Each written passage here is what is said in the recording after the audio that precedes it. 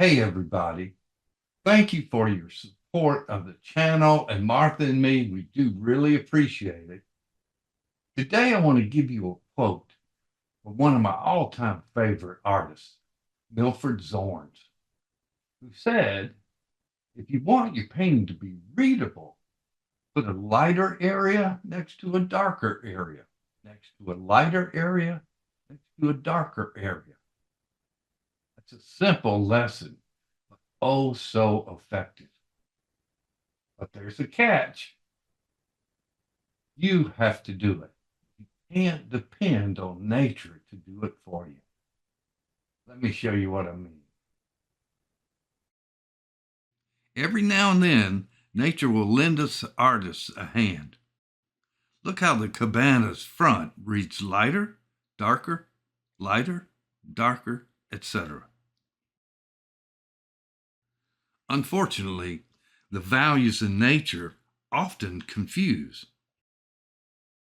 Starting at the bottom, the ground cover is lighter, the trees are darker, and the base of the mountain is darker. Though there's some color change, the trees and the mountain base are very close in value. This is a value problem you're going to face the rest of your painting life. The solution is a simple one, but you must first recognize the problem and give yourself permission to solve the problem. Now the painting reads well. The foreground is lighter, the tree stand is darker, the base of the mountain is lighter, the mountain side is darker, the snow is lighter, and the sky is darker. Or I could have painted the values as I actually see them.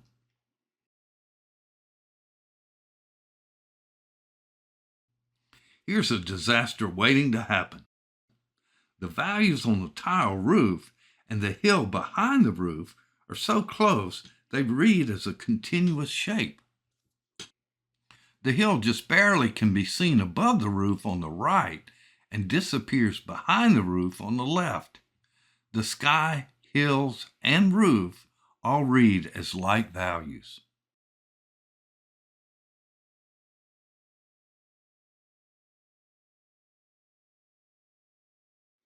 This problem can easily be solved by raising the hill up behind the roof and make the hill read as a darker value. So it reads, the sky is lighter, the hill is darker, the roof is lighter.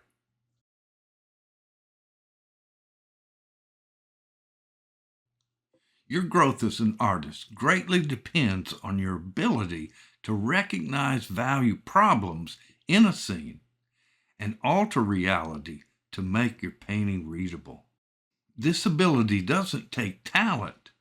This ability takes awareness. Here's the subject, a photo taken on Horse Island just south of Ocean City, Maryland.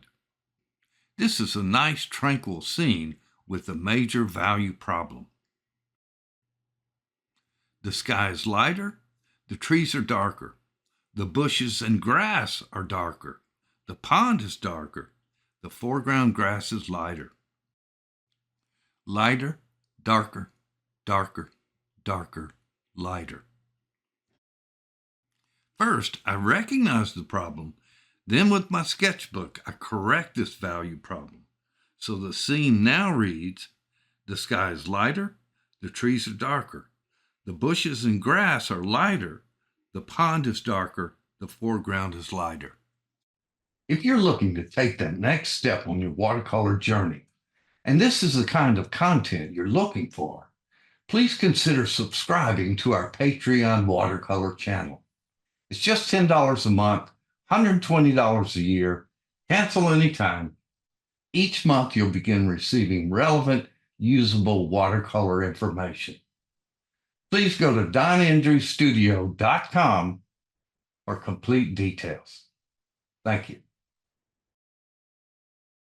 The foreground grass is still damp, so I'm repeating these colors in the foreground. It's important to realize that everything I've painted so far will represent the light areas in the painting. I know the pond will be darker soon, but will have some light sky reflections in it. Okay, now that the sky is dry, I'm ready to mix and place the middle dark values on the trees. I'm mixing a generous amount of manganese blue into the palette and neutralize it with Red Hot Mama. Now I'm introducing ultramarine blue into the mixture. I'm looking for a cooler middle dark steel gray, so more manganese is applied.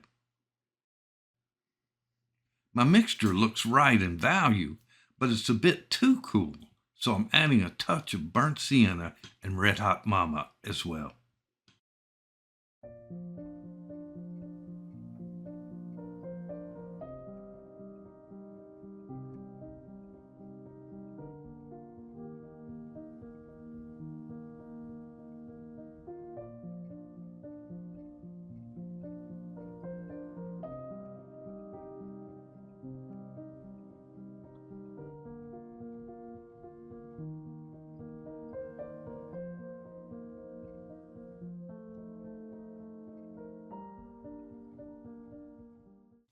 I want the trees to hold together as a mass rather than individual trees, so I'm painting the trees as a simple silhouette with the details on the edges only.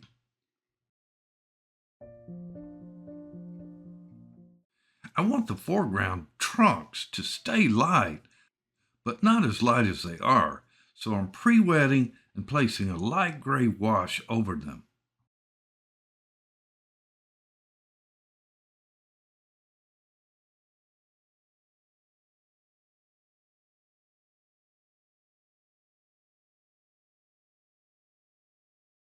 Now a warm gray wash is applied. I don't know if you can see these tender washes very well, but I'm letting the trunks have a warmer wash where they're in front of cooler darks, and a cooler wash where they're in front of warmer darks.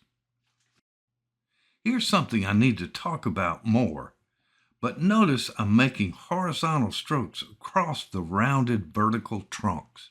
It solidifies them.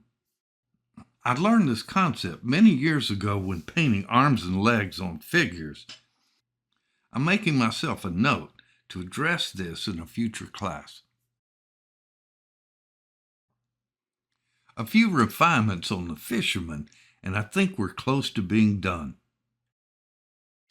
I like how the dark on the cap reads against the light grasses behind him, but his face could use a darker touch of shadow.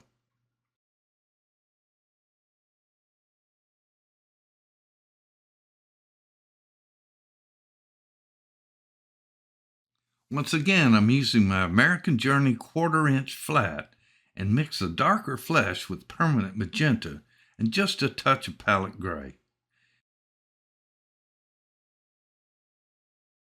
It appears a little too dark, so I lift it out and try again.